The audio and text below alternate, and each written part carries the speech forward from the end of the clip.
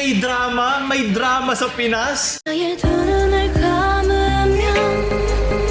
Disney Plus versus Pinayflix. Mas yung mga kasano ko pala si Marites para mag-legit fake news sa Pilipinas. Nagbabalik ang balita. Kaya na-miss ko kayo lahat.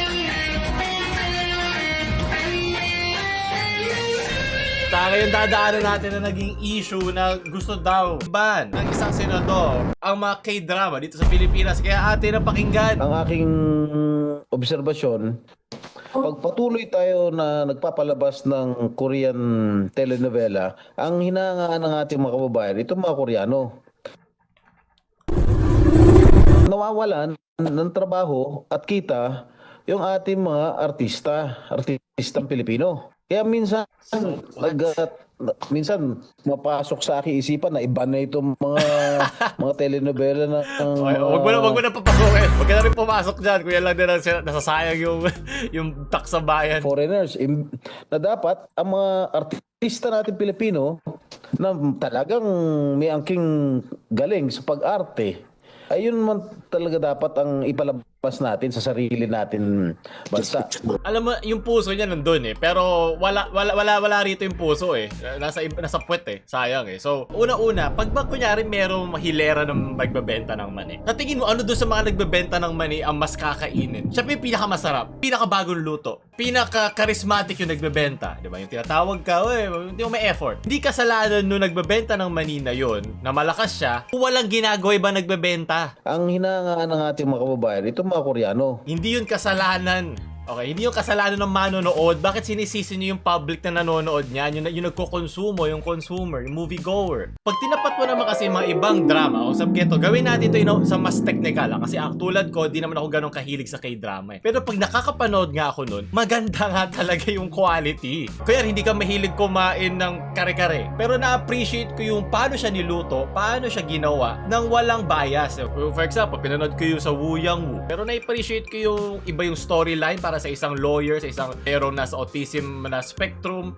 Bago siya. Hindi siya formulated script. So, umisip ako ng tatlong points dito na pinapakita yung difference ng mga international, hindi lang K-drama, ng international na mga teleserye or mga dramas, tulad ng J-drama, compared sa atin.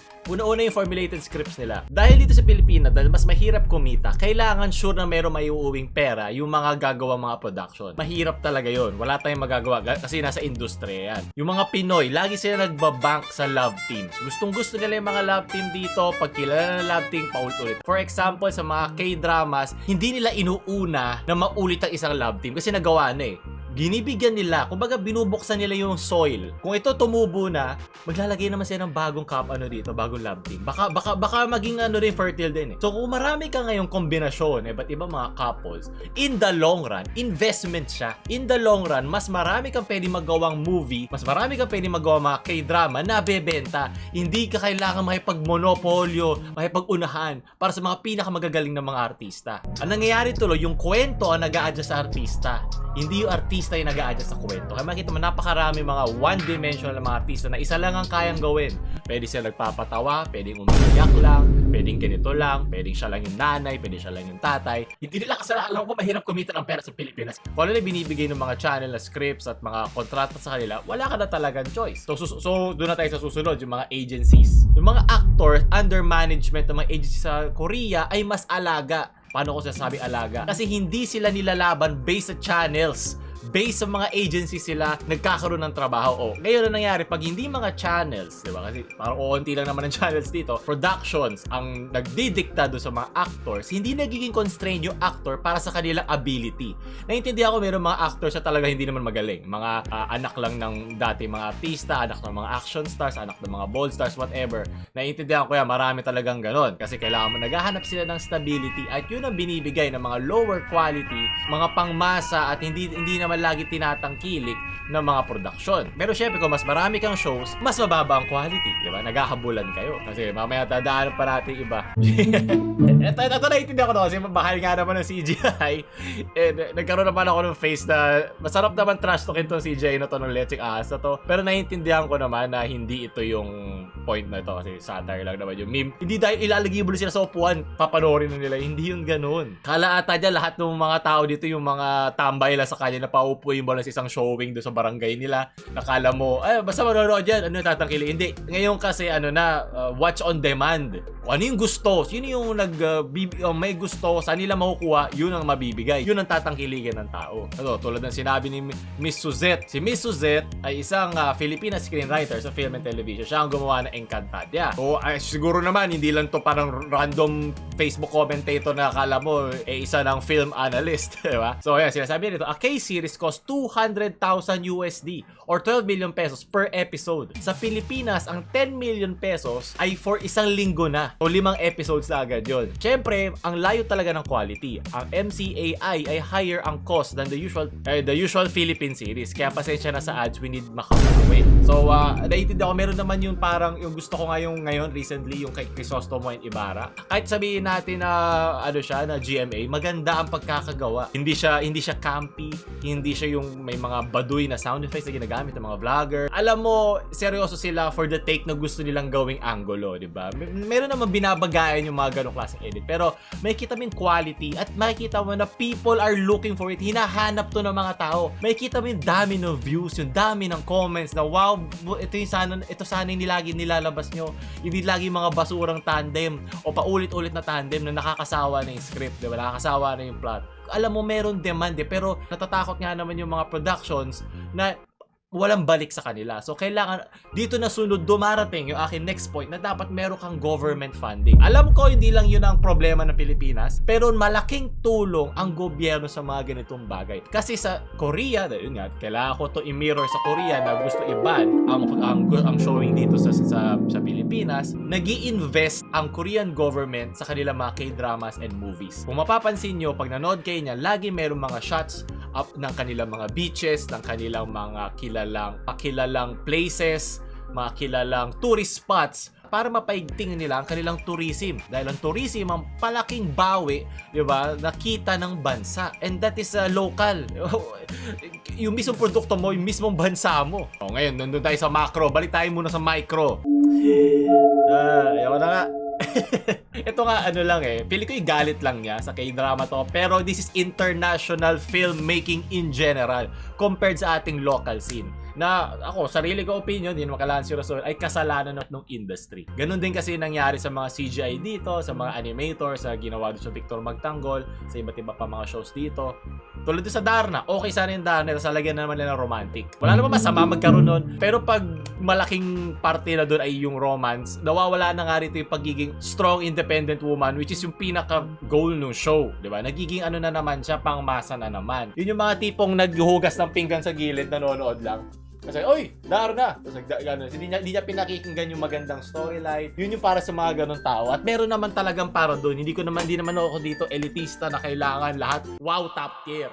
Pero 'di ba, pag habang din natin talaga investments mo sa mas maganda mga shows, mas maganda mga series, it will take time. Pero hahanap at makukuha din yan ng mga tao. Tulad yung nangyari doon sa kay Lagoyo, yung General Luna. Noong una po pasok ko doon, na ako, parang skeptical kasi first time ko makita ng parang ng heavily budgeted na film dito sa Pilipinas na ang showcase ay Filipino history. Filipino na mga lugar. So, tapos na nangyari, ayun, nabilib ako at kaya pala. Yun yung gusto mo makuha ang feeling kasi pag kaya pala, i-expect ng tao yan. Pag ini-expect ng tao yan, magkakaroon ka ng demand. Isa pa, yung pagdating sa mga actors natin dito. Mababa ang tingin sa mga artista dito sa Pilipinas. Dahil parang artista lang yan. Wala ka ba alam sa buhay, mag-artista ka na lang. Sa Korea, for example, ay meron sila mga designated at respected na mga schools na talaga ang pag-aaralan mo ay mga kurso ng acting. Kasi sa kanila, may mafe-feel mo naman na nasa baba ang mga komedyante, host, tapos nasa ibabaw ang mga artista. Talagang may pinag-aralan ka dun. Pero sa acting kasi, meron kang tinapos. Talagang meron kang pinagsimulan, meron kang inaral at ngayon ay pinapractice mo na, di ba? May theory and then there's practice. Galing ka sa anak ng direktor, may kilala yung direktor, mga ganun kasi sa atin kasi nga naiintindihan ko rin naman, mahirap nga kasi ang buhay dito at kailangan to gawin. Ngayon, gawin mo ngayon yan ang paulit-ulit, meron ka na ngayon libo-libo ng mga actors, sa mga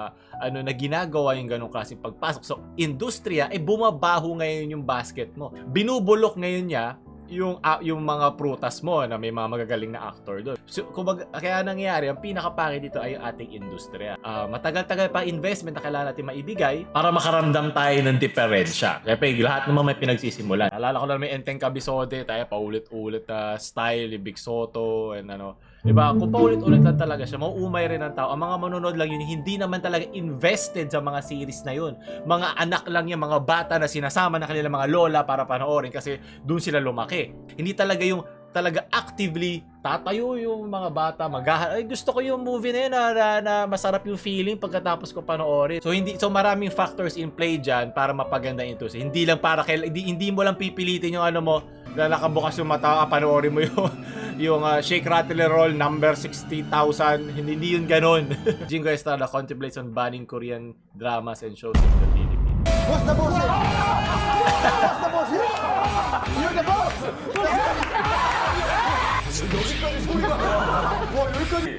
Pwede na. 뭐 그냥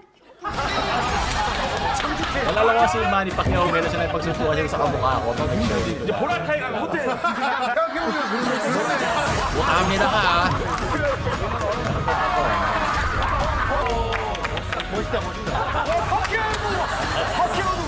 Iba yung sa Squid Game.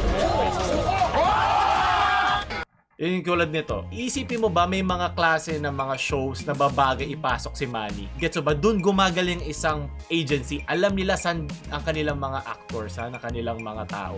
Parang ganito, gumawa sila ng paraan. Paano namin maipapasok si Manny Pacquiao na hindi naman actor, isa siyang boxing legend, sa isang show na papanoorin ng tao? Ganito rin yun. Diba? Kailangan may effort ka. Hindi pwede, may formula na tayo. Anak mayaman, drugs to riches, nagsulot ng asawa. Diba? Napanood nyo naman yung teleserye rap ko, diba? Pero wag nyo nang hanapin.